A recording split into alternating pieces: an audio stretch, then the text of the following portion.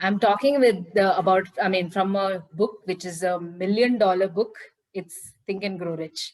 And it's a part of the PIM syllabus as well. I'm sure, people who are starting will definitely start to read this. People have been there for a while. This is one of the, very important books, and you will read it. And I'm talking about a very powerful force. It's our imagination. Imagine if whatever you thought came into reality. Would you ever think anything negative? No, right? So basically, imagination is the desire which takes a form, a shape, and it comes into action. This is what imagination is. And there are two types of imagination. I will just share my screen.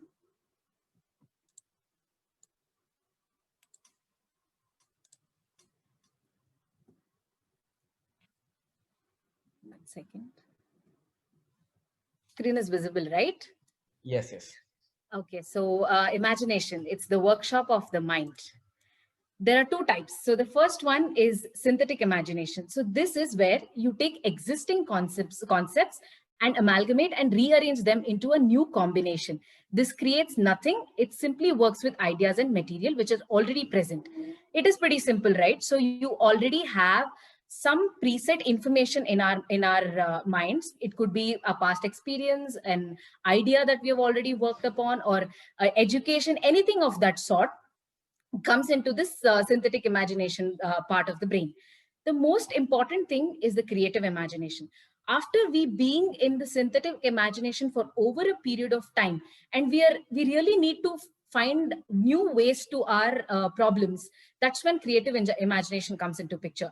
What this actually means is the finite mind of a man has a communication to the infinite intelligence. What is that? So there is something that is already there, that is already definite, and it is actually it is actually the reach to the next level.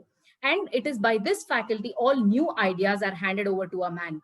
You get new ideas, all the things that are there around you. It could be the power, it could be the vehicles, it could be your phones. All of these are results of beautiful imaginations.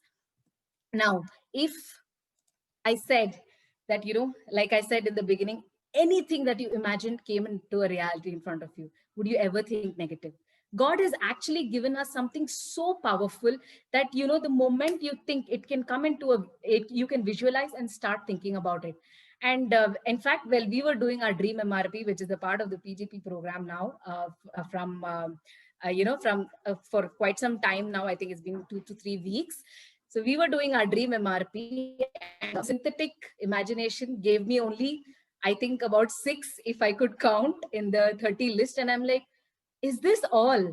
And we actually planned our time about half an hour. We both sat for close to 2.5 to 3 hours to fill our 30 dreams.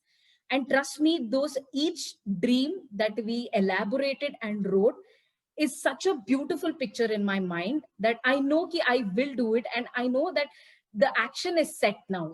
My destination is there, and I am here, and I know the path, because I'm imagining it, and I'm actually visualizing it, reading it, rereading it slowly and powerfully into my mind. And I'll tell you, it is so important.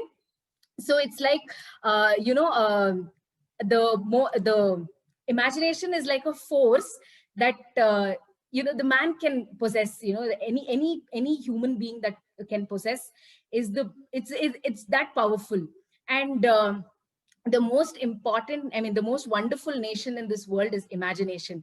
And the only thing that you need to do is give an exercise to it. Imagine beautiful things in your mind. Start thinking more nice things around you. See where you will stand 10 years ahead.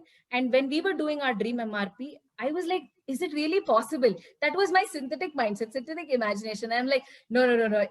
Karthik kept telling me, no, think. And I actually thought out of the box. And I didn't even think that I could make such a dream. When I saw the list, and when I saw the actual MRP to it, I'm like, oh God, this requires so much. And I'll tell you, if that imagination comes into reality, the feeling is amazing. Because the moment I feel it is because all successful people, you know, to get there, they've definitely imagined through the process how they would be on such a day, or how they would look like, how they would speak. In fact, Kiran was talking about the Enchanted Kettle, the story of Coca-Cola. So that was also a result of imagination. And if we take so many things like that, even Thomas Alva Edison, we are living here in light is because of them. The cameras that you click pictures with, the in fact the laptop you're sitting in front of them, are all results of imagination. If ever you have a chance, please revisit your dreams, please go through them, see how beautifully you can come with an answer to it, and give an exercise to your mind. Because if those get stuck, you know, like rotten dreams, they will sit there. We should not be like that. We need to get hard on ourselves. This actually, when I was reading this, reminded me of Three Idiots, because he started his journey with the synthetic mindset, with the synthetic imagination, but his creative imagination led to, you know, being Funsuk Wangdu, where he had his, you know, classmate reach out to him because of his creativity. And you see that school, it's about learning how they live, you know, I mean, like the creative ideas. And the moment they see his friends get to know, okay, nobody can be this creative. So that's where we need to be, and that's how creative we need to get. So start making your dreams, do your dream, dream MRP, sit with your host, whoever has invited you, and I'll trust me, you will see the different version of your dreams. And I think this is what I wanted to share. Yes. The synthetic imagination limits us. You know, what if it will take lifetime? How does it matter, man? At least सोच के तो देखो, सोचने में क्या पैसा लगता है क्या? सोच के देखो, at least opportunities आएगा आपके सामने. But if सोचोगे नहीं तो कैसे ही आएगा opportunity? So it's amazing stuff, Sana. Thank you so much.